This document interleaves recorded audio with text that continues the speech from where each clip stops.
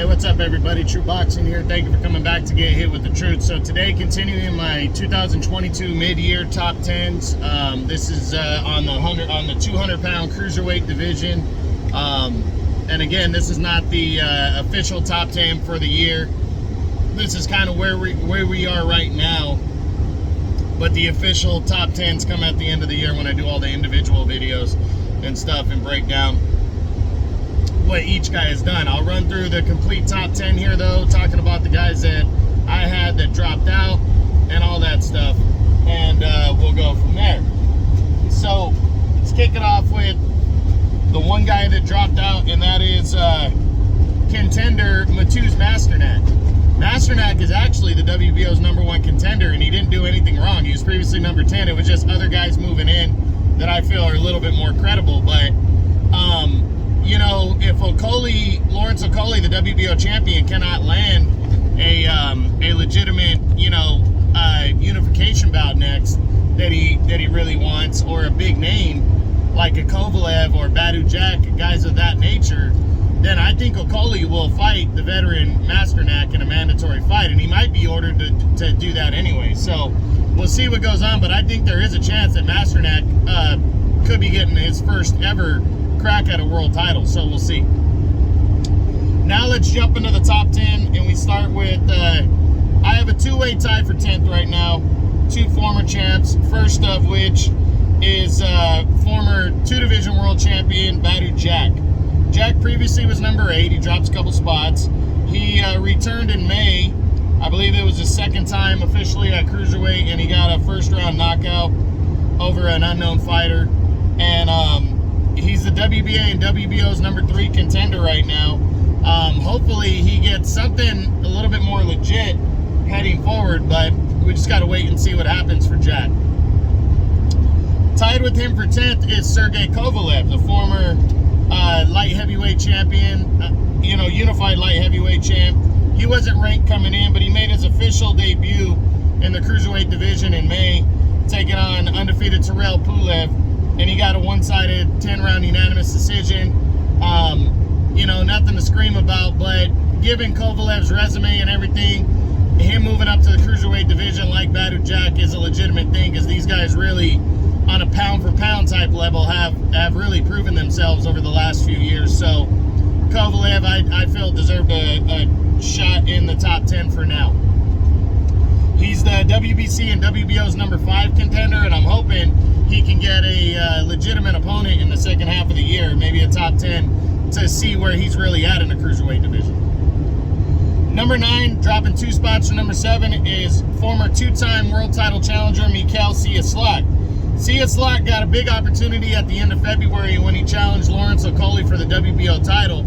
I thought this was really going to be a good fight, and it just really wasn't. Okolie just kind of workmanlike outboxed him, scored a knockdown in the fight, and went on to a convincing unanimous decision in this one. Kind of uneventful, but Slik comes up on the short end of the stick. Tough loss for him.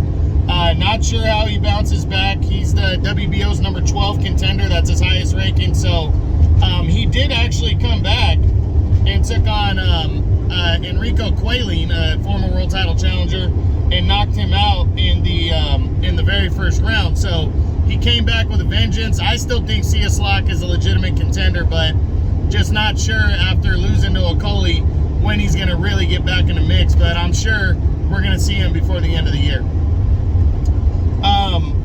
Number 8 is former world title challenger Tabiso Mashunu. Mashunu got his mandatory crack at a world title in a rematch against Ilunga Makabu at the end of January, and he came up short by a controversial split decision. It was a fight that a lot of people that saw the fight, I personally didn't watch it. It was a Don King pay-per-view, and a lot of people said that he should have won the fight, and at the time it was really significant because they were lobbying to possibly get a Canelo fight. That Canelo sweepstakes was still up for grabs at the time of the fight. Excuse me. But it was a close fight, but again, most people feel Mashunu won. But be that as it may, he came up on the short end of the stick. Not sure when he's going to get another crack. He's still the WBC's number 3 contender. So if the WBC can set him up in some kind of eliminator before the end of the year, I think that'd be beneficial for him. We'll see what goes down. Number 7, dropping 1 spot from number 6, is contender Alexei Papin. Now, Papin is the WBC's number 1 contender still. He took on former world title challenger Dilan Prasovic in May and destroyed him in only 2 rounds. So, you know, Papin is still proven to be legitimate. And, you know, remember coming into the year, the WBC, I think in 2020, had said that there was 2 mandatories, you know, that had to be fought back to back. There was Mashunu and there was Papin. Mashunu, that fight's happened. Are they going to give Papin his rematch with Makabu in the second half of the year? I hope they do. If not, they should be ordering, you know, a final eliminator between Papin and Noel Gabor. But not sure what's going to happen here. We'll see what goes down, but I'm hoping Papin gets the rematch with Makabu. Their first fight was really good back in 2019. Ended by a very close decision in favor of Makabu. So I'm hoping we see Papin get his long-awaited rematch. He does deserve it. Number 6 number 6 dropping 1 spot from number 5 is contender Noel Gabor. Gabor, or Mikalian, whatever you want to call him, he returned and got probably his most significant win when he defeated Yuri Kalenga, former world title challenger. Got a clean, unanimous decision. It was a competitive fight, but he worked it out, got the win, and now is the WBC's number 2 contender. So, as I was just saying with Papin, I hope the WBC does something soon and orders one of 2 things. They either force Makabu to fight one of his top 3 contenders next, and it should be Alexei Papin. And then I hope the WBC orders a final eliminator between Gabor and Mashunu. Mashunu's, you know, deserves another crack, so give him an opportunity to earn the mandatory status back, and, you know, and try to get a 3rd fight or a fight with Papin, and give Gabor his chance, because he's earned it. He earned it years ago, almost 4 years ago, when he was robbed against Mairis Breidas. So hopefully we see Gabor getting an opportunity to become the number 1 contender, or we'll see what Makabu decides to do if they give him optional rights to do what he wants. So I'm really hoping they figure it out in the second half of the year, the WBC. Number 5, dropping 2 spots to number 3, is the WBC champion Ilunga Makabu. Makabu came out in January, made a mandatory defense and a rematch against Tabiso Mashunu, and it didn't look great. You know, it was a lackluster 12-round split decision, a controversial one that a lot of people thought Mashunu won, and Makabu didn't come off well in that fight. So at the time, he was hoping to get in the Canelo sweepstakes. Canelo went in another direction. Obviously, he went on after Dimitri Bivol, and now is focusing on 168 and returning to 175 next year. So that's out of the mix, and I'm really hoping the WBC orders a rematch between Makabu and Alexei Papin. But we'll see what goes down and what the WBC decides to do. But I'm hoping they do what they said, and they give Papin his rematch with Makabu, because I think that'd be really good. Remaining number 4 is the undefeated WBO champion, Lawrence Okolie of the United Kingdom. Okolie returned at the end of February and took on Mikal Slik.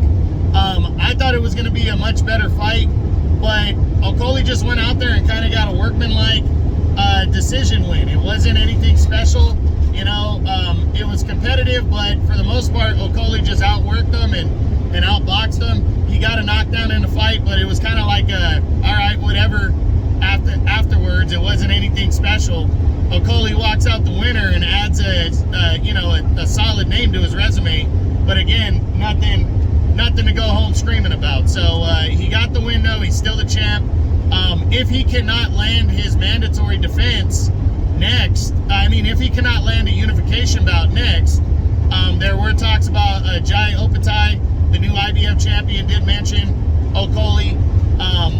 we're gonna see. We're gonna see, because I think they're both in optional mode. The WBO has not ordered Okolie to make a mandatory defense, but if he cannot land a unification bout, there is the prospect of fighting Mairis Breidas, the veteran, who's his #1 contender, just to get his #1 contender out of the way to open the optional mode back up. Now, Okolie is supposed to fight on the Joshua Usyk rematch undercard, and I'm very interested in seeing who he decides to fight. If he's just quote-unquote staying busy, why not fight your #1 contender and veteran Mairis Breidas? I think Masternode has never ever received a title shot. I think he'd go after that shot in a heartbeat. So just gotta wait and see what happens. But I hope Okolie gets something decent before the end of the year. Number 3 is former 2-time champion Oleksandr Dorticos. He drops 1 spot for number 2. He's the WBA's #1 contender right now, and I hope he gets some kind of crack at the title before the end of the year. Arsen Goulamirian has not fought in almost 3 years now, and he's the super champ. He hasn't fought since December of, it's been just over 2.5 years. He hasn't fought since December of 2019.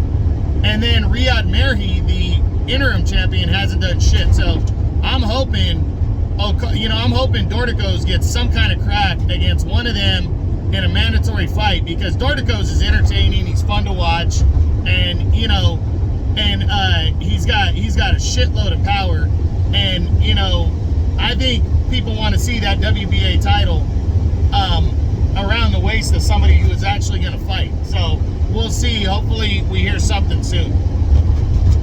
Number 2, dropping 1 spot for number 1, is the now former 3-time cruiserweight champion Mairis Breidas. Breidas, his reign at the top of cruiserweight is over after nearly 2 years on the throne after winning the World Boxing Super Series. He took on Jaiopetai at the beginning of this month, just last weekend, July 2nd, and came up short, got outworked, and lost a clean unanimous decision in that one, and is now the former world champion. At his age, I'm not sure what Breidas is going to do next. I don't know if he returns to the ring at all. I don't know if he returns. I doubt he's returning to cruiserweight. I think if he returns, it's probably going to be at heavyweight. But cruiserweight, that's really where he's staked his claim, and I'm not sure at his age if he'd be effective at heavyweight, but it's really up to him. But a tough loss, but it was a clean loss, and now he drops to number 2. I doubt we see Breidas the remainder of the year, but we'll see what happens. And now, our new number 1, he wasn't ranked coming in. He's the undefeated and newly crowned IBF champion, Jaiopetai. He came from Australia. He took on Mairis Breidas, cleanly outworked him and outboxed him, and scored a convincing 12-round unanimous decision, and is now the new IBF world champion. Big time win, came out of nowhere, and he upset the king of the cruiserweight division and took the crown. So Opatai has full rights to the number 1 status now, and now we're going to see what he does with it.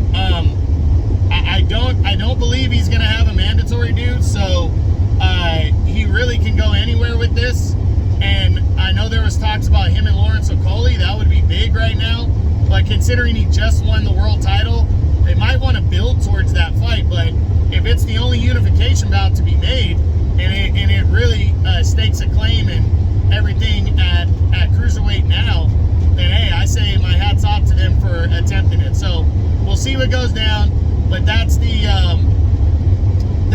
my top 10s, my mid-year top 10s for 2022, halfway point in the 200-pound cruiserweight division. I hope you enjoyed the video. If you did, smash the like button, leave a comment, or subscribe to the channel.